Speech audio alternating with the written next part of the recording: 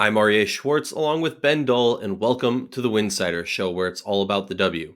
Rachel Galligan, one of our co-hosts and lead WNBA newsbreaker, announced last week that Alyssa Thomas of the Connecticut Sun got injured while playing overseas. This week, the team announced that Thomas underwent successful Achilles surgery. Let's discuss.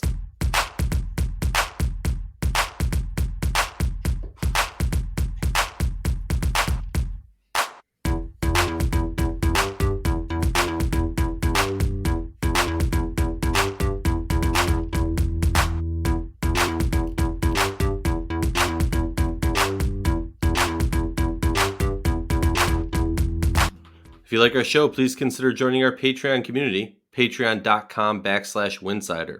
For less than a cup of coffee a month, you can directly show support for the hard work we do covering the W. And don't forget to see our amazing staff's written content over at winsidr.com. That's winsidr.com. While you're over there, you can check out our overseas tracker. It's live. You can see where your favorite WNBA players are playing all in one place. Okay, Ben. This is a big one. Alyssa Thomas, the lifeblood of the Connecticut Sun, the engine, the person who has willed her team to multiple victories over her career. Then news breaks. An Achilles injury. She had a successful surgery. But I'm curious, there's so many aspects. I mean, we're doing an episode just all about this, but there's so many different directions we could go. Where do you want to start with this? I mean, it still feels so fresh. I mean, thinking about just how unfortunate it is. I mean, this is going to be 2 years now. You know, DeWanna Bonner came there on a sign and trade on a 4-year contract.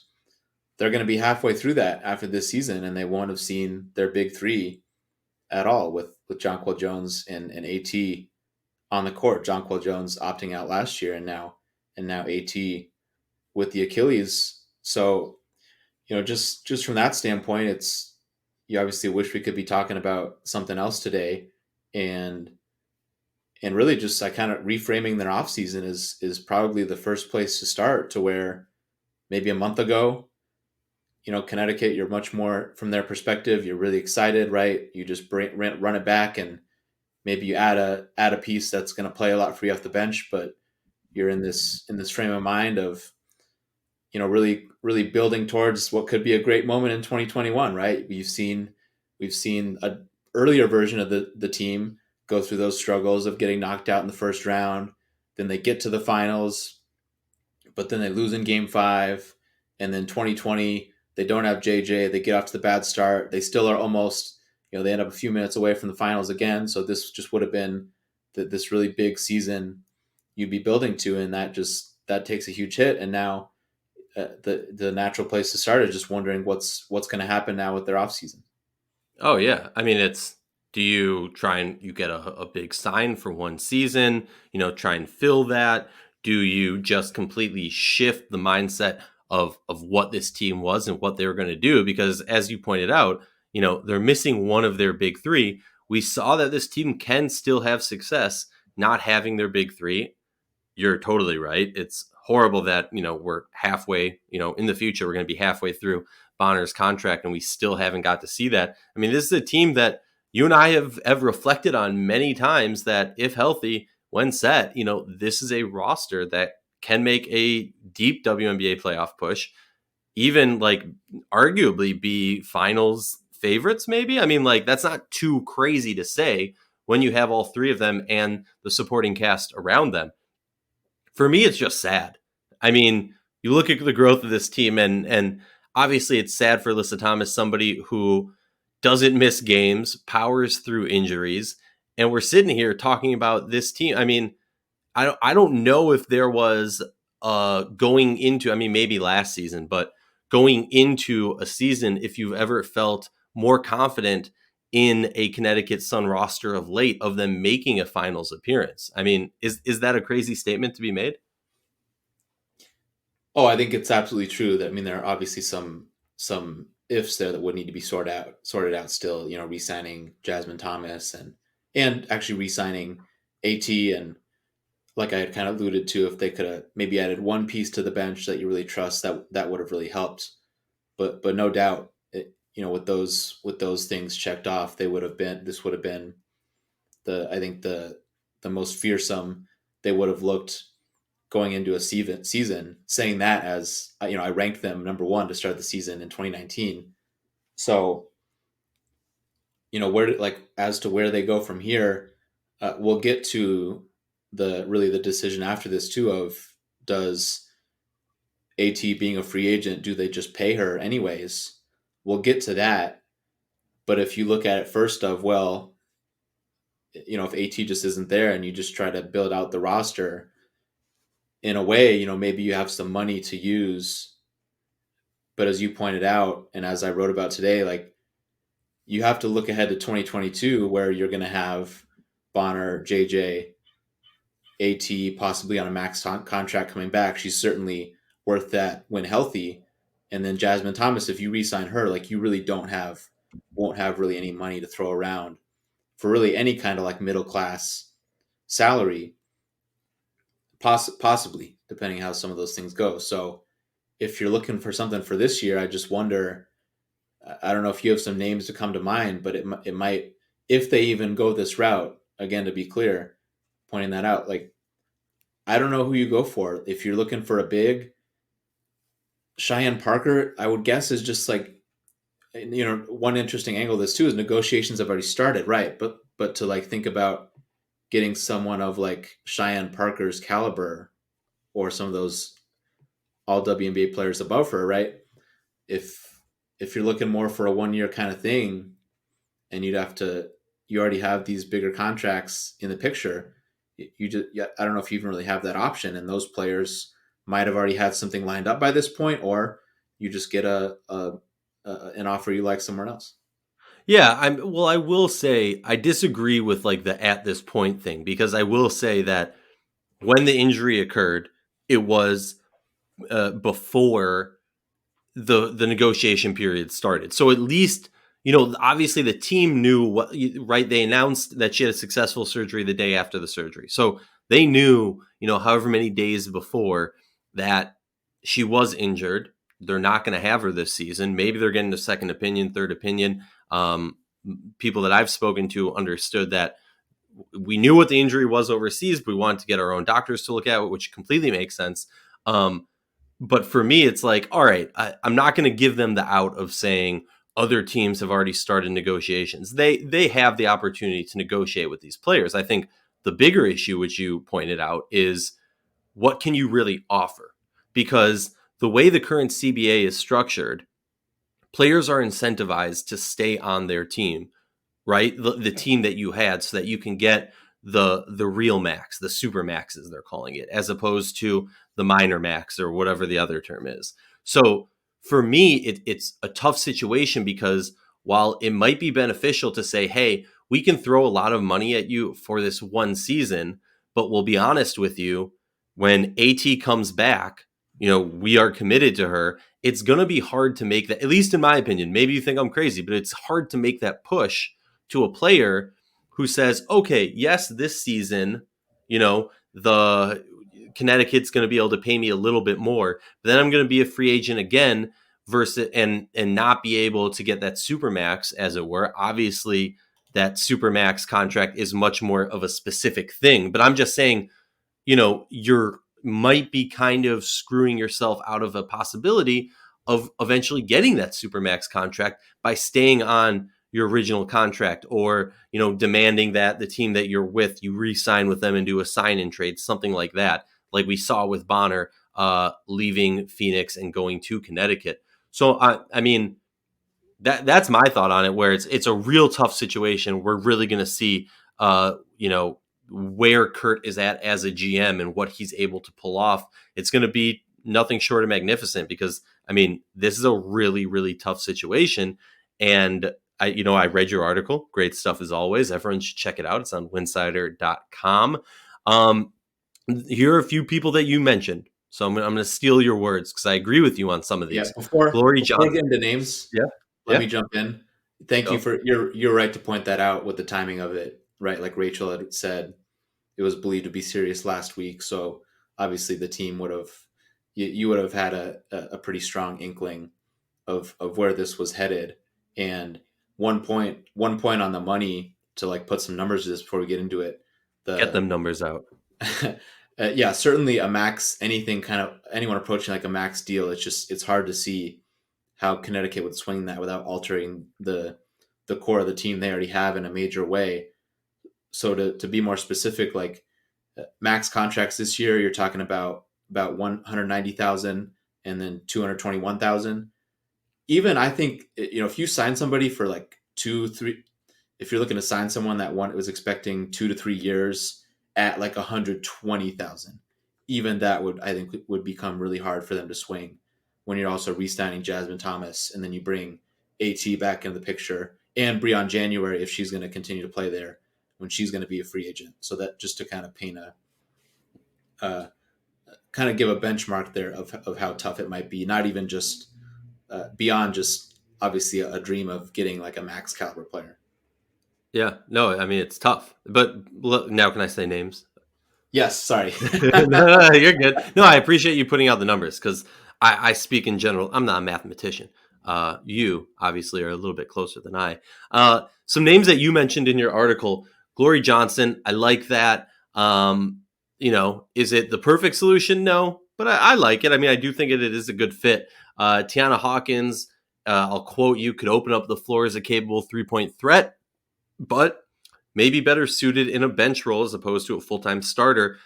That's kind of the Tiana Hawkins conundrum, if you want to put it that way. And then Amanda Zawi, somebody who definitely sticks out in my mind. I mean, realistically, let me ask you this.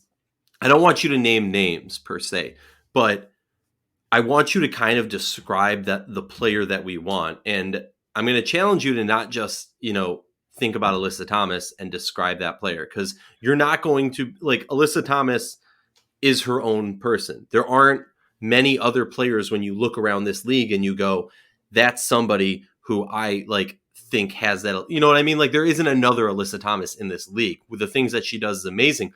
I'm curious for you, what are the qualities of a player you're looking for to pair with DeWanna Bonner's game and Jonquel Jones's game, not even to mention the front court. The back court. Yeah, so just talking front court, if we're talking about a power forward strictly here, or just someone in that spot playing next to JJ, in a perfect world, you're not going to get everything that AT has in one package, right? Where not having any kind of jump shot is the big hole in her game, but one of the best defensive players in the league, and a one person kind of gets you to just having an elite transition game too, which they obviously won't be able to replicate. But just thinking about a few skills you'd like, a shooter would be nice, because then you would hopefully be able to play a little bit more through JJ, which got tough sometimes, especially in the playoffs or against the best defenses with AT on the court. And just the compounding effect of just that someone that can shoot also opening up the floor for Bonner and everybody else to look to drive. So that's why Hawkins comes to mind. But the overall pool of players that can shoot and also just offer enough to be in your rotation, it's a very small list. So Zawi might be one of those players too, more of a center. If she's playing next to JJ than Hawkins, neither of them are impact defensive players, whereas Glory Johnson is a little bit more solid on defense, but not capable to knock down some threes, but not somebody that it's like, all right, we got to plan for this and make sure Glory isn't getting open looks. Yeah, it's tough. And then you also mentioned the article. I thought this was a very good point of when these things happen, you kind of immediately go, okay, free agency, okay, draft. Which one of these two outlets are they going to try and look to, solve this issue? Unfortunately, the Sun don't have their 2021 first round pick. It was shipped out in the Bonner deal. It's Bonner. Bonner's their first round pick Yeah. this year. Yeah, exactly. So, you've they're really between a rock and a hard place. I don't think that there's an immediate answer. I'm curious for you, put on your contradictory hat. If I'm Kurt Miller and I say to you, well, yeah, AT's gone, but I think obviously we can bring on another role player, but I think we already have the pieces on our team to fill that in. One, what's your rebuttal? And two, what do you think that would look like? So I agree. If everybody else is healthy, again, they re-sign Jasmine Thomas, they're still going to be a tough out, and they'll be a rock solid playoff team. And like I said, we'll get to the point of, do they still pay AT some kind of salary this year? But with the hope would be, which I kind of mentioned, is that maybe you sign one of those front court players, but also get somebody to add some depth on the perimeter, so that in a way you can play big or play small, depending on the matchup and just what you like, and maybe what ends up clicking with your team. And also that DeWanna Bonner doesn't have to just take that pounding of playing the four for a whole season, which might be a little much for her, especially as she ages. So I just think in a perfect world, you get a big that you feel good about, even if they don't necessarily start at the four, but they can play a lot, especially if they give you some of that shooting element. And then you also add a solid threat on the offensive end that can help you open it up a little bit, can knock down shots, and hopefully solid in some other areas of their game. I agree with you. I think it might be time to move on to the salary implications. Unless there's anything else you want to touch on, I do have. We got to talk about the ambassadorship. So we can save that for after salary or before salary, or if there's something Yeah, else you want let's to throw in. just quickly on the perimeter. I won't belabor it throwing out names for them to target, but just what they have within. Natisha Heidemann already signing or accepting her qualifying offer, so she's going to be back. Would obviously be great if she can be a little more consistent for them and really deliver, give them some microwave scoring and shooting off the bench. Breon January already going to be big in their rotation, but if they're playing some lineups with Bonner at the four, her defense becomes even more important.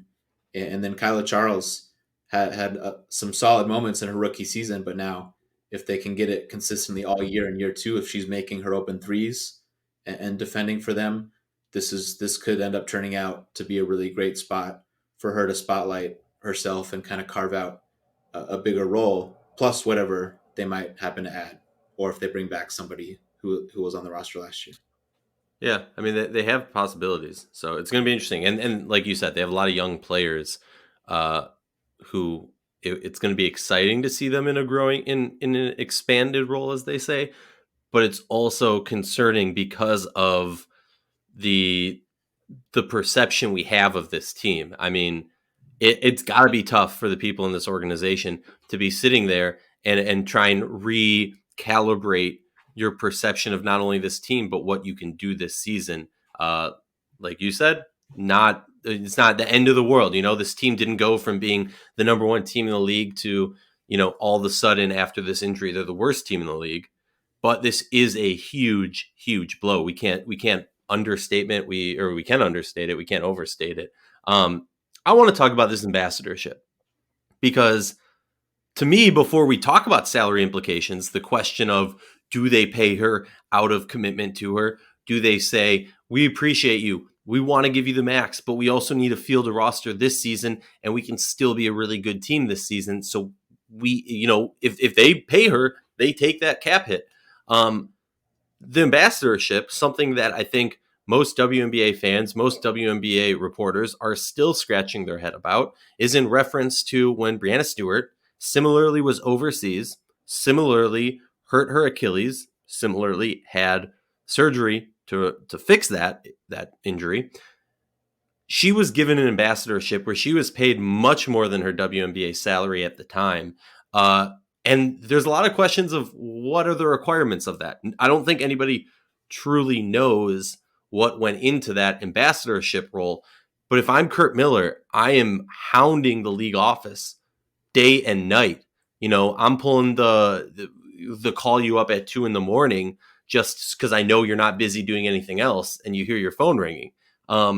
He needs to be, I mean, maybe this is a little bit harsh, but he needs to be annoying the crap out of this league saying, why can't we give this to my player? This needs to be going to my player. This is, the perfect example, the exact same situation. Why can't we do this? What do you think? Yeah, I think that whole that whole topic was something that largely got tabled. But even back to when it happened, it was clearly something that had to raise a little bit of a flag in people's minds of, okay, they've opened a little bit of a Pandora's box here. And how is this going to play out if we get some similar situations? And one, none of this is really is any kind of slight to Stewie. Like, of course, I would love to see all the players still get paid if they're hurt. And the mechanics of this, the teams not having injured lists and all these different, these things they have to deal with, maybe as opposed to the NBA by comparison. I'm all for the players getting paid, and this isn't even a thing about Stewie. But the league to have just kind of pulled that out of the hat, this was a little bit of an unprecedented step for them to have done that 2 years ago. And they also just they just did a bad job with it from a PR standpoint. They didn't explain it very well. Stewie didn't end up really being out in the public eye very much. And even when interviewed about it one time, seemed to not really be sure what the role was going to be yet. So just from a PR front, and just you're the title of the position, right? You're calling it an ambassador, not understanding what it is are some questions I have. But I think we're more getting to the mechanics or the decision of actually deciding who gets it and who doesn't. So yeah, in this case for Connecticut, like you mentioned, I would bring it up for Connecticut as a situation of, it seems even more concerning, or it would be even more. You're in an even tougher spot than Seattle was 2 years ago. Stewart was still on a rookie contract. That in itself wasn't putting them in this huge bind with the salary cap, and it still ended up working out for Seattle. Well, Connecticut, one, I think they can still be better this season than Seattle was going to shaping up to be and ended up being 2 years ago. So from Definitely. their perspective, right? Wouldn't you just say, yeah, it would obviously be great if this kind of thing would happen for us, because if we're not worried, part of this comes down to what AT and her camper, will expect, right? Are they going to expect to get paid? Well, that puts Connecticut in a tough spot, because you can still be a pretty good team. Of course, you wouldn't want to just punt away a season, or of course, you want to do anything you can to make your team still as good as you can. Well, if this kind of thing broke for them, you've got a little bit of spending power, at least in free agency right now, to build out this team. Whereas if they do feel in a tough spot where they still do want to pay her ultimately, especially if she really expects it, then from the team side you kind of have to do that, right? And you end up in a tough spot. Oh yeah, like there's no ifs, ands, or buts about it. They are in a tough spot. Why don't you break down, kind of explain the salary implications? I know we've kind of like touched on it, we've tiptoed around it. I mean, to say it shortly, it's just, do they pay her or not? And if they pay her, the cap hit could be an issue. I mean, I maybe this is a question that you can't even answer, but I'm curious, can they say, okay, we give you this lower salary for this year, so the cap hit isn't too bad, but then for the rest of this contract, the payment, the salary is the max that you expect and deserve. Is that even a possibility? I don't know. Yeah, like I said, a lot of it comes down to just what their conversations are like right now, what AT's reaction is going to be to all of this. Obviously, playing overseas, there's some kind of income for AT in this past year beyond just the 2020 WNBA salary. Coming into free agency before the injury, of course, she clearly is worth a max contract, the upper max, signing with her former team. That would be a little under 17% of the salary cap this year. And of That's course, huge. if they still end up paying her in some form, signing her and keeping her on the roster in order to pay her, and maybe they talk it out and ends up coming in less than that, as they kind of talk that out, then it's less money as a cap hit. But it's still, again, it's like I would point back to 2 years ago, and it's like, okay, you've introduced this brand new variable which you didn't really explain, at least publicly, barely at all. And you knew this would come eventually, right? Players are still playing overseas. And if another star player gets hurt, what's going to happen?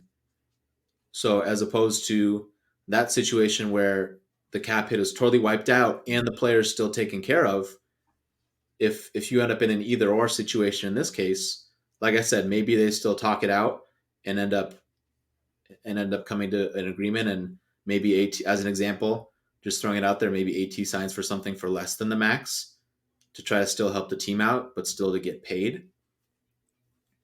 It's again, it's still money that they aren't able to use with this 2021 roster. So it's it's an interesting topic from it's an interesting dilemma for Connecticut to try to work out, but also just from the league level, it's just really hard not to point back to that decision. And then, you know, how where do you draw the line?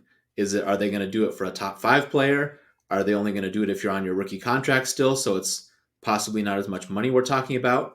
But then that's I'll end I'll pass it off to you finally here. But if you're gonna if that was part of the rationale, that Stewie was on a rookie contract back then, so it's maybe not that big of a deal to still pay her. Well, that totally clashes with logic, because it hurts Connecticut more, because from the player standpoint, AT is missing out on a season where she would have been a max player, or again, at least deserved it. Maybe she would have taken a discount to try to help out the team. But then from the team perspective, what does Connecticut do? Of course, you'd want to do right by your player. So it just again, it just I think there's a lot of stuff to this topic, and maybe even a few things I didn't harp on enough. No, I completely agree with you. I mean, it's a horrible precedent set by the league if they're not going to follow through on it. And also, to add to it, how do you define a top 5 player? If the league's going to say, well, we only do that for top 5 players, fine and dandy. What is your rating system to decide who's a top 5 player? That they open like you said, they open Pandora's box, a can of worms. This has just started, and they need to shut it off. They need to decide. They need to publicly announce what this ambassadorship role is, whether or not they're continuing it. I would strongly argue that you need to continue it, even if you set an end date to it, just because of you can't just do it one time for the MVP and then just everyone else, oh, sorry, tough luck. Also, I will note, memory serves, the amount of money she got for the ambassadorship was, I'm pretty sure, double or close to double, if not more than double, her WNBA salary. So don't tell me that, because she was on rookie scale, we're fine to do it. If I remember correctly, that payout for the ambassadorship, at least as it was reported, was probably close to what AT would be making this season. So not only if I'm, the powers that be in Connecticut, I'm calling and blowing up, but honestly, if I'm the league, I'm calling up Connecticut and I'm saying, hey, we'd like to offer you this. Does it hurt the league? No. Does it not? I mean, we could rant about this for a very long time. But I completely support you in what you said and agree with you that nobody's hating on Brandon Stewart getting paid. We want to live in a world where WNBA players get injured and they get to make their money throughout the season, and they're not losing out on money because they have to go play overseas and put all that stress on their body. But yeah, I mean, this is a situation that needs some handling. And honestly, I'm glad we're doing this episode because I haven't seen enough talk about it. Granted, and rightfully so, there's been a lot of discussion on Twitter, sending out prayers for AT, hoping she gets better. I've seen some people reach out saying, hey, I've had a similar injury. Let's talk about it. I'm sure Brandon Stewart's reached out. I'm sure some other people have reached out. Like, I don't know that on record. I can just assume because the W is a family. But this is something that needs to be handled and needs to be discussed. This is not, rainbows and daisies and everything. Like, there are some tough decisions to be made, and that's my 2 cents on it. Ben, you want to go on one last rant? Or are you good?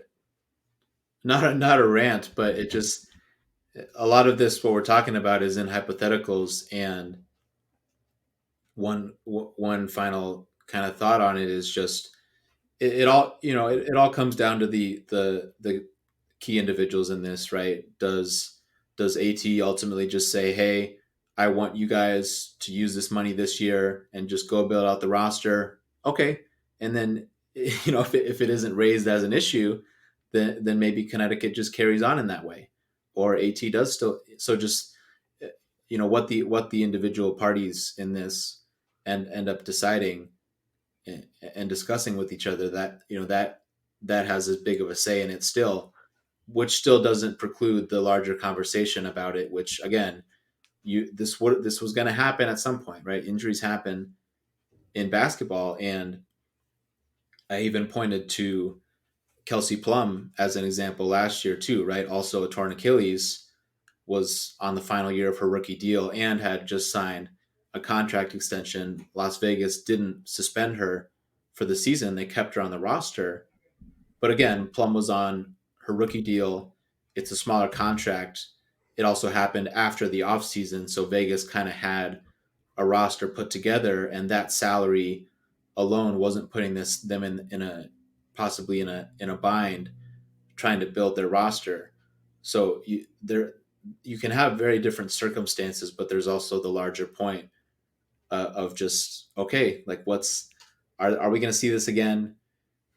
How is the league defining the parameters and all those different things? Those are questions hopefully that they've answered, and we'll see how it plays out. Winsidr is your one-stop shop for all your WNBA news and conversation, but we can't do it without your help and support. Become a subscriber at patreon.com/Winsidr. For just a few dollars a month, you can help grow the game.